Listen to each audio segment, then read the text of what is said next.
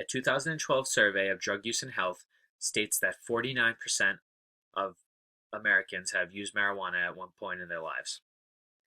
7.6 million Americans identify themselves as regular users of marijuana, and another 23.9 identify themselves as semi-regular users. These numbers make marijuana easily the most commonly used illicit drug in the United States.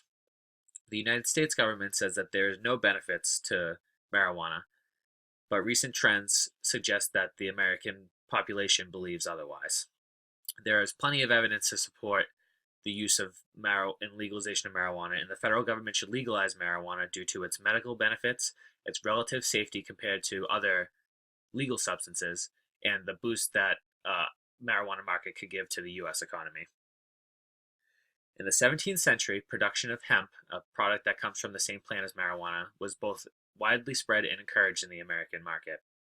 They used this to make such products as rope, sails, and clothing.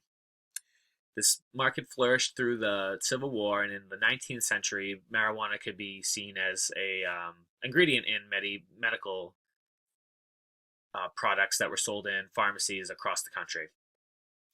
It was not until the 20th century, with the arrival of Mexican immigrants, that marijuana began to be used as the recreational drug that we see it as today. This is when public opinion towards marijuana began to change. People feared the immigrants and what they didn't know, so they began to see marijuana as a vile drug, and a propaganda campaign was launched against the drug. This propaganda campaign consisted of books, pamphlets, and movies, the most famous of which being Reefer Madness, which was released in 1936. The effective criminalization of marijuana began in 1937 with the passing of the Marijuana Tax Act, which placed huge excise taxes on the usage of marijuana. Marijuana criminalization came to a head in the United States during the Reagan administration, where several bills were passed increasing federal penalties for drug possession, including jail time for marijuana. In recent years, there's been a movement to legalize marijuana in many of the states, and this started in California in 1994 with the passing of Proposition 215, which legalized marijuana for medicinal uses. Since then, 23 states and Washington, D.C. have legalized marijuana for medical use. Another way that states are using marijuana, legalizing it, is not legalizing it, decriminalizing it, is which is the lightening of punishment for marijuana possession under a certain amount. Decriminalization basically amounts to a parking ticket, so it reduces the threat of arrest, jail time, and criminal records for those who have small amounts of marijuana on them. This is important because many lives could be ruined by such a trivial thing as having a small amount of weed on you.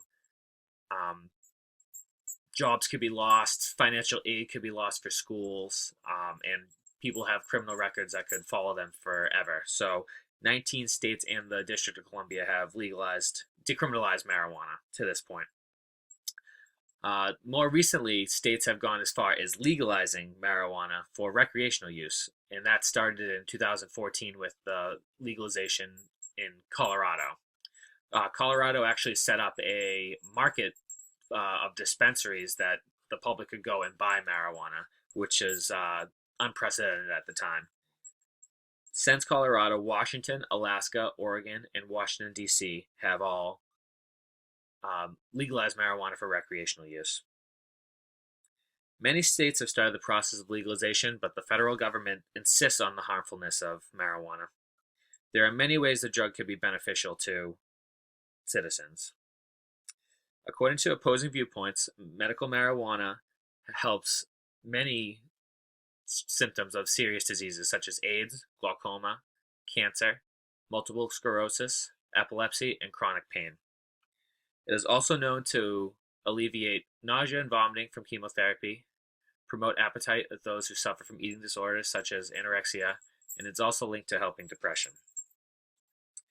It's cited as being safer than many prescription drugs that are sold legally and prescribed by doctors today.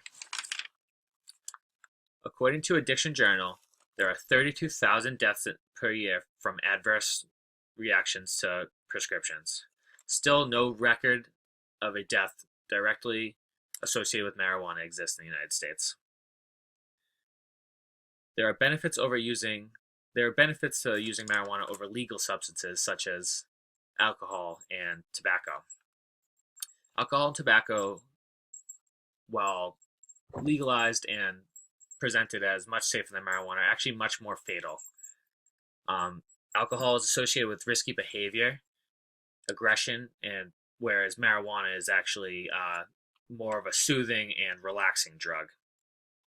According to Addiction Magazine, alcohol and tobacco contribute to over 520,000 deaths per year, where marijuana actually has never had a known case of death. This shows in public opinion, as according to a Pew Research study, that 69% of Americans actually recognize that alcohol is more harmful than marijuana. The medicinal benefits of marijuana and its safety compared to other legal substances should be enough to legalize marijuana, but it's not. Well, there's also another factor that needs to be considered when it comes to legalization, and that is money. There are several ways the economy could benefit from the legalization of marijuana. The best way to make money off a product is to tax and regulate the product. Right now, the only way for non-medical users of marijuana to get the drug is to use black market sales.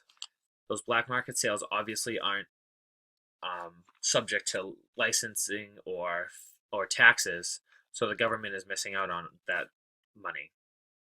According to the Washington Post, Colorado alone, since legalization, had a $700 million market in 2014, and economists expect that to grow to $1 billion by the end of 2016. Of this money, $63 million alone went to tax revenues and $13 million went to licensing and fees. According to an article by Dan Snyder in Dollars and Cents, the American marijuana market, if widely legalized, is estimated to grow up to $46 billion a year. This is a lot of money to be leaving on the table. There's another benefit to legalization of marijuana, and that is the decreased cost of law enforcement. According to an FBI data table, nearly 1.6 million drug-related arrests happened in 2014, and 40% of these were marijuana possession.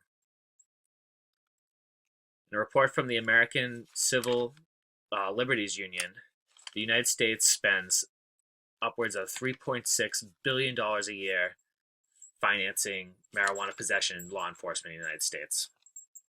That's actually the average of a lower and a higher number, and the range could go from $1.1 billion all the way up to $6 billion spent on marijuana possession enforcement in the United States.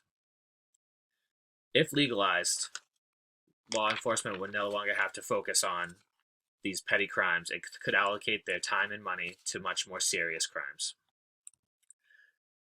Another benefit that legalization of marijuana could give to the country would be the creation of a mass market for hemp.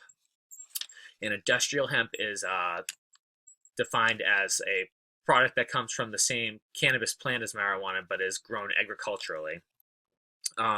It's illegal and it's not grown in the United States, but many products that come from hemp are shipped into the United States and sold here every year. A study from Renee Johnson that was actually prepared for Congress states that there was a wide range of industrial hemp uses. The stalks could produce fabrics and textiles, carpeting, paper, home furnishing products, construction and insulation uses, and auto parts, among others.